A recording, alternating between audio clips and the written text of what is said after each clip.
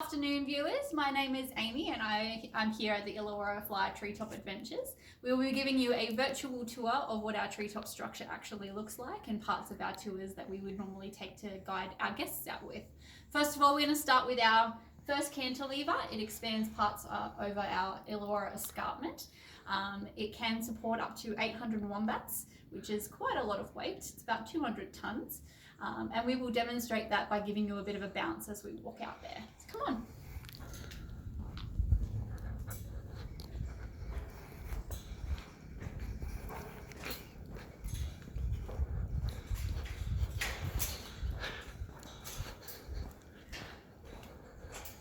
As you can see, our cantilevers do have a bit of a spring in its step as you're walking across. This gives it its, what would you call it? Wind resistance, because it can support up to 280 kilometre winds, which the Illawarra doesn't even receive anyway.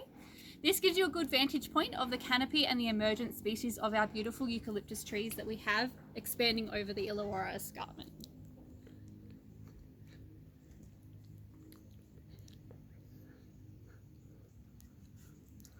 We will move on towards parts of our the rest of our structure.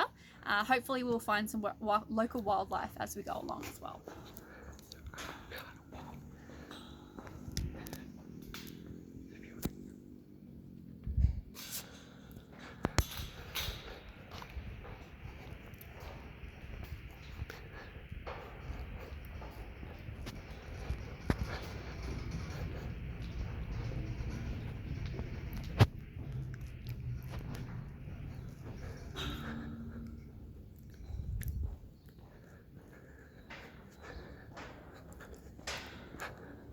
So the Illawarra Fly was built on an existing fire trail. If we demonstrate, you can see that there are still some clearing underneath the treetop walk. This allowed the treetop walk to be built without having any large emergent species trees to be knocked down in the process of building. That makes us trying to be environmentally friendly as possible. For any tree that has fallen down naturally or we have had to remove it for safety reasons, we do plant another tree in its place.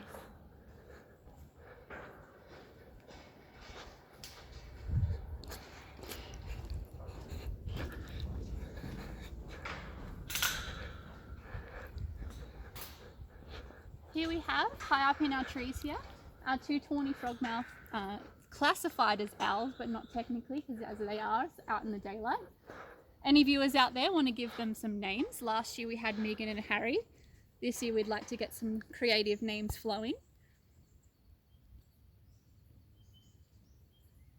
They're very cute and very fuzzy, beautiful birds.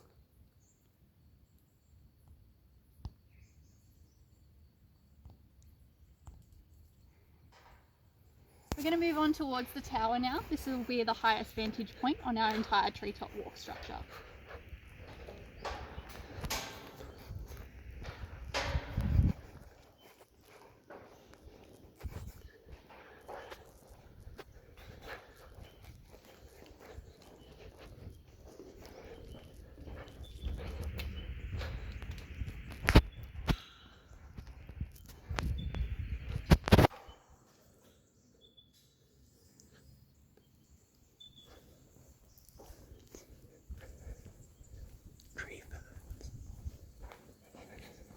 If we look down and around, you'll see that we have our beautiful tree ferns. We have two main species at our Illawarra Fly. We've got our soft bark tree fern and our rough bark tree fern. As you can see, after the nice deluge of rain we had back in early March, they've become nice and green compared to what looked like at the start of January when we were going through our severe droughts.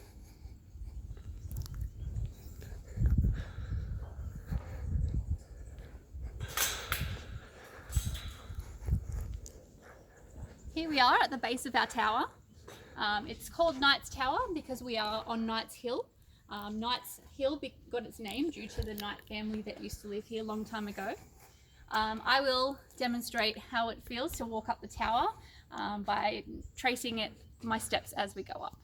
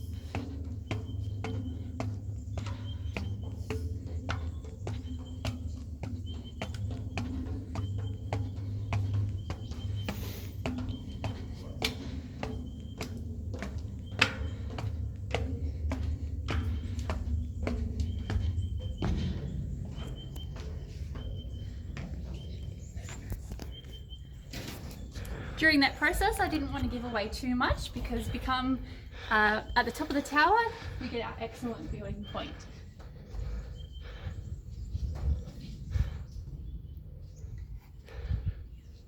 As you can see for our guests here, we have free binoculars that they can get a better glimpse out to the Illawarra. Now some days we actually have no views due to fog, but today we actually got a little bit of a view with some clouds, so it gives it some personality.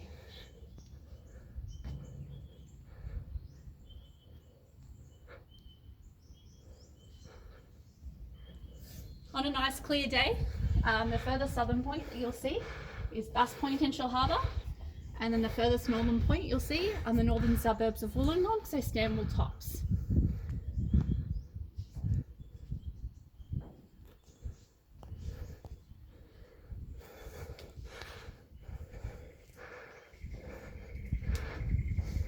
For our children, we always like to give them a bit of a test, see how many steps that they counted.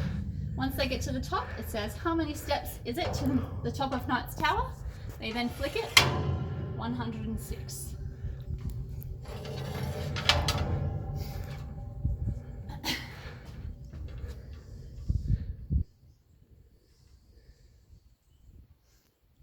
(106) has a significant number at the Illawarra Fly.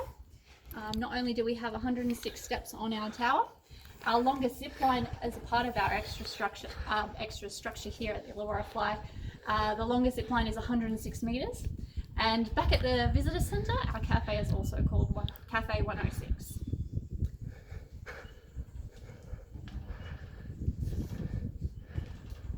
So here behind me as well, we also have our weather station. This also helps during our zipline process. We use it to make sure that the wind and the rain aren't going to be factors as a part of our tours. And then that way we know whether to postpone or hold off on tours altogether. Audio guide, talk about that. Audio guide. Talk about the audio guide. As you can see, we have a number 7 here.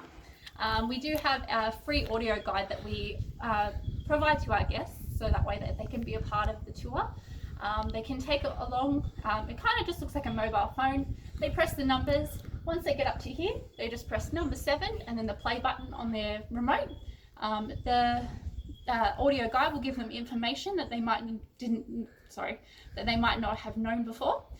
They come back and we give them a little bit of a quiz just for some fun, and then sometimes they like to tell us how many steps that they learned that they counted, and sometimes people counted way wrong. They might have said 150 steps or 110 steps, but then yeah, they get quite excited once they come back to the top.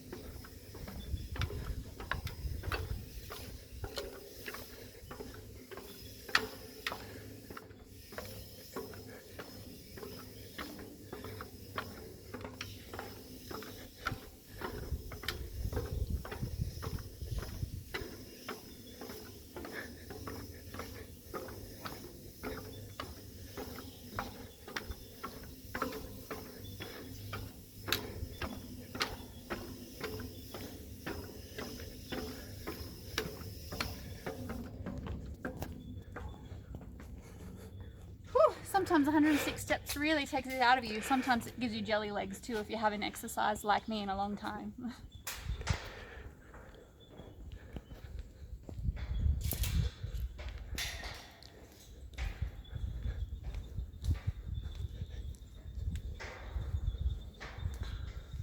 So So we're very lucky here at the Illawarra Fly. Our structures expands for 500 metres along the Illawarra Escarpment edge.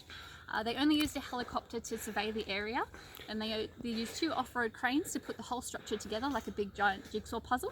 It's all Australian fabricated, so it was created in Tasmania at the steelworks, shipped to Melbourne and then brought up here with trucks. They put it together in the expansion of where the trees already are. So if you can see these big emergent species, brown barrel and gully gum trees that we've got here, we didn't have to knock them down or do anything different for them. We just placed the structure around them.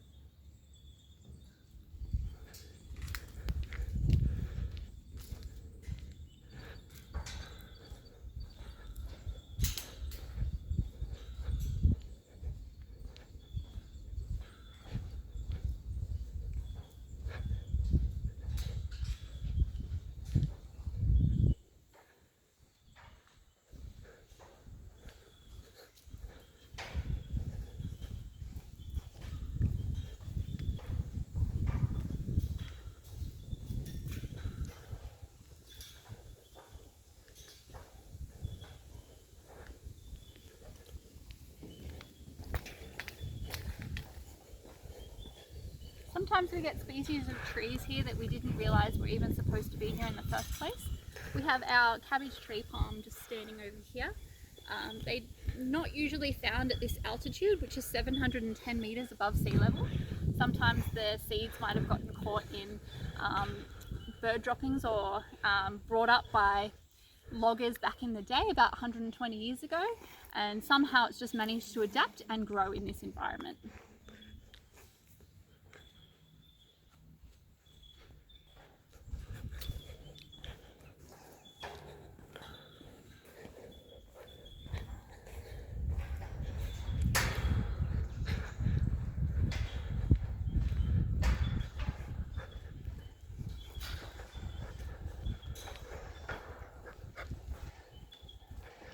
I'm bringing you out to our second cantilever now. This one expands a little bit longer than the first one does, which means it does move a lot more than the first one does as well. So a lot more people find themselves a little bit more jelly-legged once they get out to the end of this cantilever.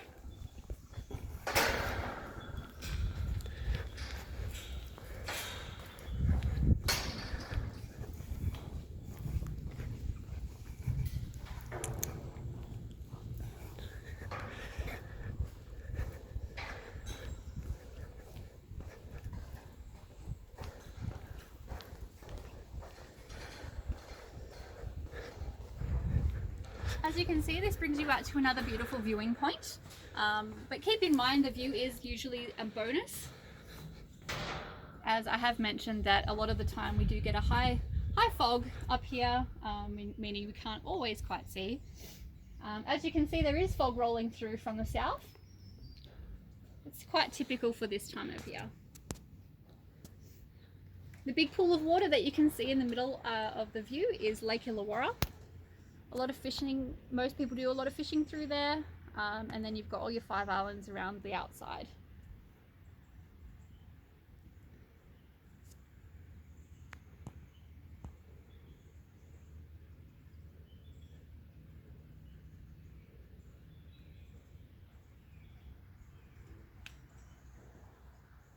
One really cool fact is that straight over the top, where you can see the fog rolling in over the other side, is actually Minamara rainforest. Even though they're about 20 minutes from here, they are a completely different rainforest altogether. They are a subtropical rainforest, whereas we're a warm temperate rainforest, meaning we have fewer species of trees than they would down there. We'll bring you to the end of our treetop walk now, and then that will be the end of our virtual tour.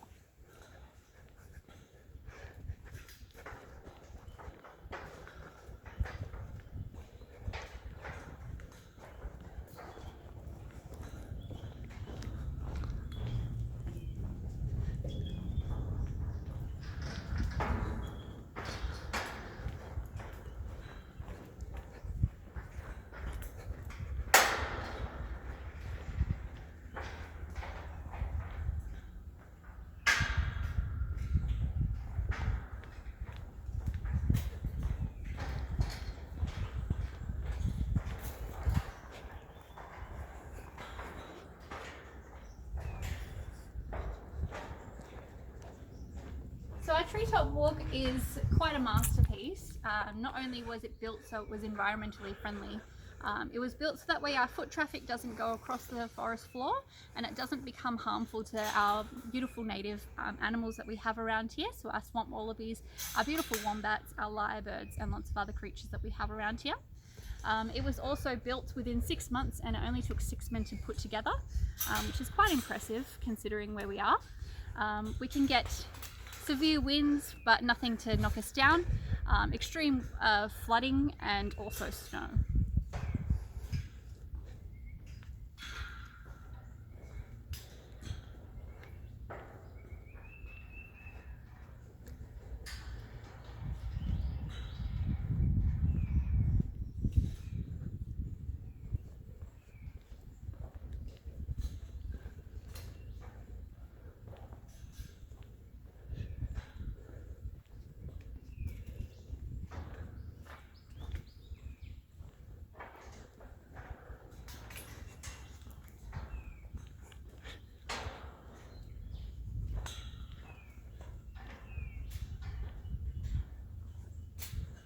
As you can probably tell, because it's becoming quite dark in this part of the rainforest, it's a lot more shaded by the emergent species of the trees. So we get a lot more vines and epiphytes, which are the types of branches and twigs and leaves and everything that you can see connected to the other trees around us. They don't harm the trees that they're connected to, they're just doing what they can to survive in the wild and in nature. This one's my favourite.